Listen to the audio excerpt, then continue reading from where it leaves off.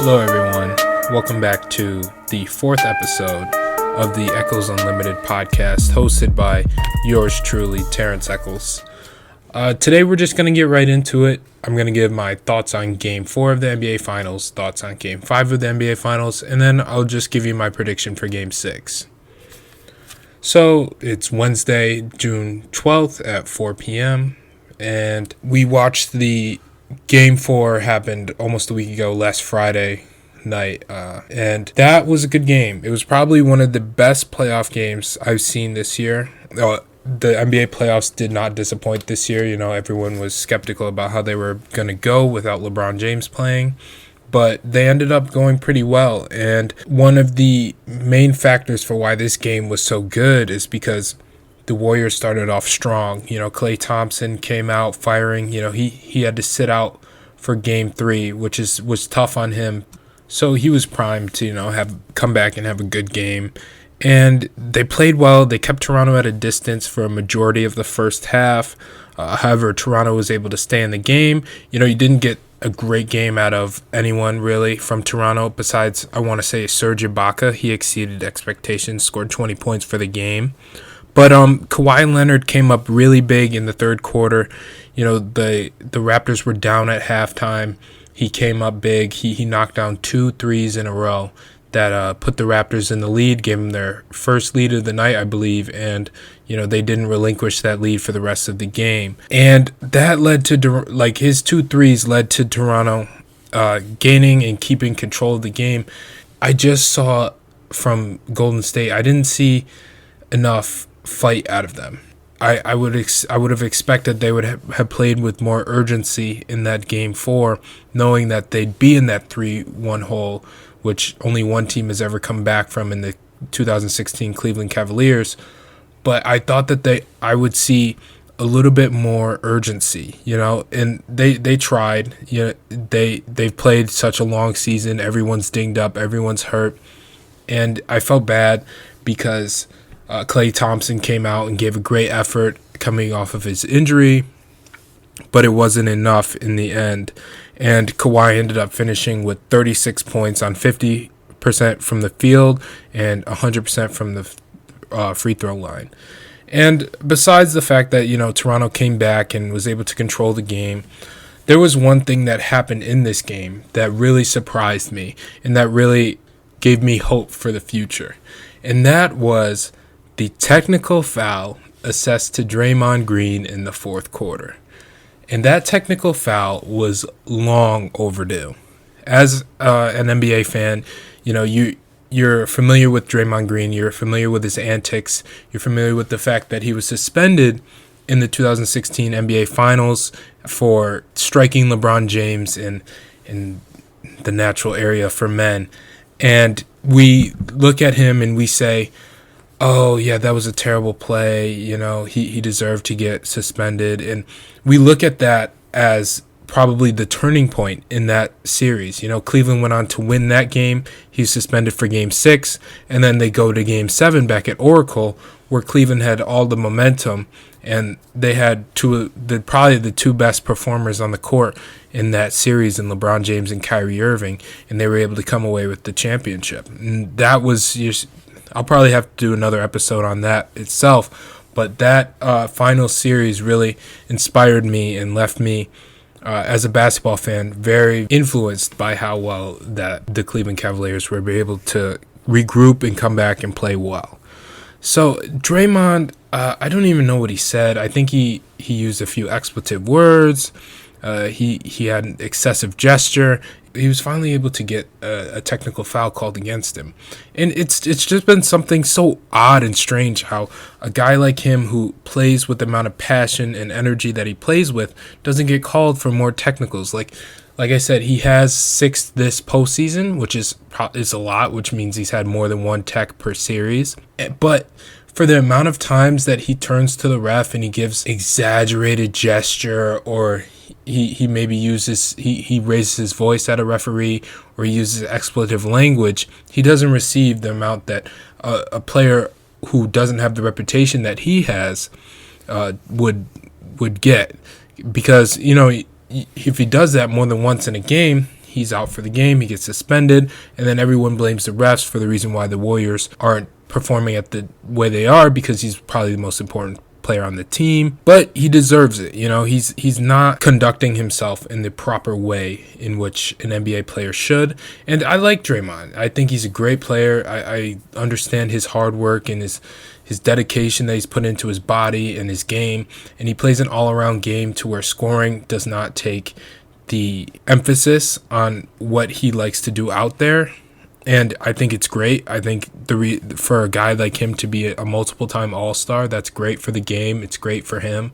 But I just don't like his mannerisms on the court sometimes. And I know he probably hears a lot of people say that, but it's about what the kids are seeing, and it's about what you want to present the NBA as. And if you present the NBA as a league where a guy like him can get away with it because he's a star, then what type of example are you setting for future generations of players? They're going to think they're going to be able to behave that way because they're stars as well, and they're able to contribute to championship teams like him. Okay, now let me get into Game 5. Game 5 was very disappointing for me for multiple reasons. It was an emotional roller coaster, honestly. It was highly anticipated for the entire country of Canada because it was the first game that not only was it the third game that they played in the country, the third NBA Finals game, but it was the first game that they were able to clinch the series and clinch an NBA Finals,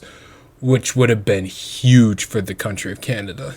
I don't see many sports feats happening in that city, in that country, that would top winning an NBA Finals, especially the story of the team and how the team was constructed, and the fact that they have a rookie head coach, and the fact that they're led by a guy like Kawhi Leonard, who this time last, he was under the spotlight as a sort of guy who quit on his team and quit on the San Antonio Spurs.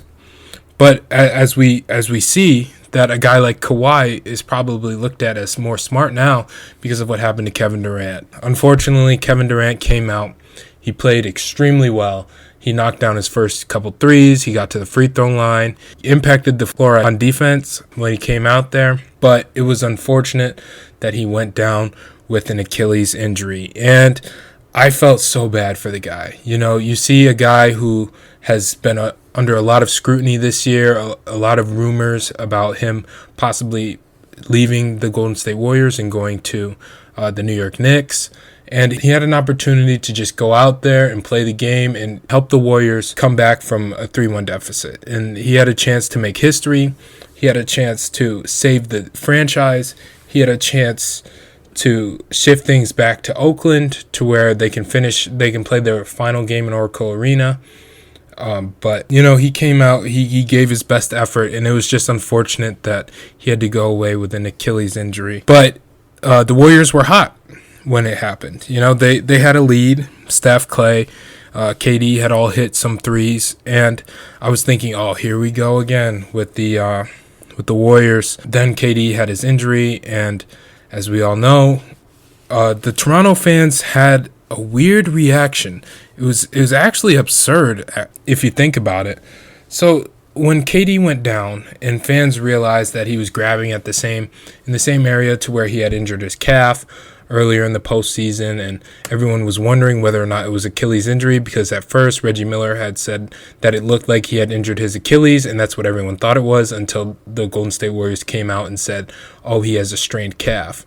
But everyone has still debated as to whether or not it was an actual Achilles injury, but now he has an official Achilles injury. So when they first saw that, they were waving and they were cheering, but as Max Kellerman on ESPN's First Take put it, he said they weren't really cheering that KD was hurt. They were cheering because they had realized that Toronto now had a chance to win an NBA championship. Because when Kevin Durant got hurt, the Golden State Warriors had the game under control. They were shooting well. They were playing well on defense, playing well on offense. And it looked like that Golden State was going to give Toronto a run for their money these next few games if they were able to push it and from the looks of it, it looked like that was going to happen, because when he went down, Golden State was up by about 6 or 7 points. And it's just tough to see a guy go down like that. But the Toronto fans, it was absurd the way they cheered, and they were waving at him saying bye. I just thought that was terrible, classless. But, you normally don't see that type of stuff from people from Toronto. People earlier in the week, Jimmy Kimmel had interviewed people in Toronto, and they were asking them to say bad things about the Warriors, and they wouldn't say it.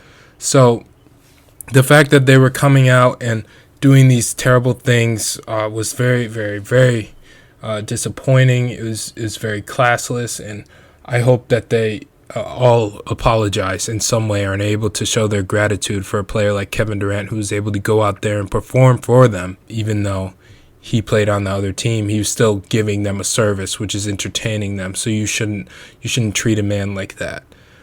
And so after that, they all applauded him, and they started to chant KD.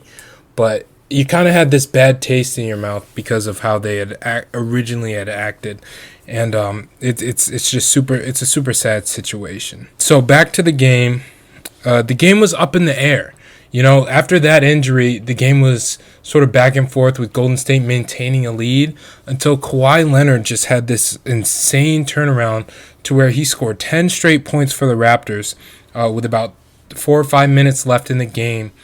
And he put them up by 6 points with about 3 minutes, 30 seconds left. And I thought, this game is put away. Toronto wins their first championship. Great. NBA offseason, one of the most exciting times of the year. But the coach, Nick Nurse, of the Toronto Raptors, had called a timeout. And that's basically when Toronto lost all their momentum. And a lot of people are pointing at this timeout, and they're pointing at Nurse for why the Raptors ended up losing this game. But I don't really point to that, I'm pointing to DeMarcus Cousins and Kevin Durant, who really affected this game. And people don't realize that sometimes how a team starts a game can have an effect on the whole game. So Kevin Durant's 11 points in 12 minutes on the court that he was healthy were huge, because of the fact that Toronto was still in the game when he got hurt. Think about if the fact that he didn't play and he wasn't able to give that type of efficiency and contribution to the Warriors, what type of hole that the Warriors would have been in when he went out. And that sort of helped lift them, because Toronto had a bad shooting night. That sort of helped lift them, put them in a position to win the game at the end. And so I thought Boogie made a few, questionable plays that some people look at as detrimental to the team, but I thought his overall effort and energy throughout the game was essential to Golden State staying in the game and eventually winning this game. He had a goaltend at the end of the game, he had an offensive foul at the end of the game, and he had an offensive interference at the end of the game. So people look at that and they're like, wow, he was really messing up. No, I don't think so. All of those instances were because of he was excited to be out there. He was showing energy. He was showing passion. He was playing with energy and passion. And it's just too bad that he wasn't able to control that in a way that would have helped the team overall, instead of giving Toronto some opportunities towards the end. But, I'm proud of the way he played. Golden State came out with the win at 106-105. Kawhi had a chance to end it. The Golden State Warriors, in a very smart manner, chose to double team him and keep him from doing anything. So he ended up kicking the ball out to Fred VanVleet. VanVleet, who had a step on his defender, could have gotten to the lane and won the game for them, opted to kick the ball to the corner to Kyle Lowry, who had his shot blocked. Now, many people think that Kyle Lowry just shot the ball and he got nervous and he just missed so bad that it hit the neck of the backboard. So the thing that leads up to where the hoop is held, he hit that on his shot, his game-winning buzzer beater attempt. But I thought that Draymond Green tipped it. There's photos showing that Draymond Green tipped it. Draymond Green's a great defender, so I wouldn't put it past him. He's also 7 inches taller than Kyle Lowry, so I also wouldn't be a stretch of the imagination to me if it comes out that Draymond Green actually did tip the ball and that he gets credited with a block shot on the last shot. So after Game 5, the series is now 3-2. They're heading back to Oakland for the final game in Oracle Arena. It is the oldest arena in the NBA, and it's sad. The fans of Oakland, they're great fans of all their teams, the Oakland A's, the Oakland Raiders, and they're the Golden State Warriors. And the fact that they're losing 2 of their teams in 1 year is it's too bad, because the Raiders are moving to Las Vegas. The Warriors are only moving to San Francisco, so not very far away, like a half hour, 45 minutes away, depending on traffic. But it's too bad for the people of Oakland. I'm happy for the people of San Francisco. San Francisco is a great city, and they built a great arena over there. I think it's called the Chase Center or something. But yeah, I'm excited to see what the arena looks like from the inside. I haven't really seen much about it, but I'm excited to see how well the Warriors are able to perform, and I'm excited to see who they have to put out there in the inaugural season of the Chase Center. But so for my Game 6 prediction, this last game, I think it'll be the end of the NBA Finals. The Toronto Raptors are going to win. I think since Kevin Durant won't be able to bring that production that he brought at the beginning of the game and sort of gave the Warriors that spark at the beginning, I think that without him doing that, I don't think Golden State has much of a chance. The fact that Cousins has yet to put two good games in a row in the finals is also another reason why I don't think that they'll win tomorrow night. And there won't be such a difference in three-point shooting. The Toronto Raptors had a terrible night from the three-point line. They shot 8 for 32, which if you're a mathematician, you know that's 25%. 25%, that's a bad percentage for any type of shooting. 3-pointers, 2-pointers, whatever, free throws. That's bad. And the fact that they only made 8 threes means that's probably not going to happen. A team like the Toronto Raptors are too efficient. They have too many guys who can stretch the floor and shoot the ball. Siakam went 0 for 4 from the three-point line. I don't think Lowry hit any threes. Kawhi went like 1 for 6 from 3. And, you just won't see that in Game 5, or Game 6, especially because of the fact that Toronto had won the first 2 games in Oakland already. So they already have that confidence going into that building that they can come out with a win. And I just don't see them losing to Golden State in Game 6. I think that's where it ends. Kawhi's going to go off and have a great game. But, I'm excited to watch. Can't wait to see what happens. I'm looking forward to seeing how Golden State responds to Kevin Durant being out again, and I'm looking forward to seeing how Toronto responds to that terrible loss, only losing by 1 and shooting only 25% from 3. So I hope Toronto shoots a little bit better. I'd love to see that city win an NBA championship. I feel like that would be great for them. So I'll be back at you guys for hopefully my finals recap or my recap of Game 6 or 7. And it's been a great NBA Finals. I've had a really good time, watching the games, taking notes, and coming and talking about them. And I can't wait to see what happens this NBA offseason and for the college basketball offseason. Some other news that happened in college basketball: they moved the three-point line back to the international distance. I'll probably have an episode about that eventually. I'll talk about that sometime.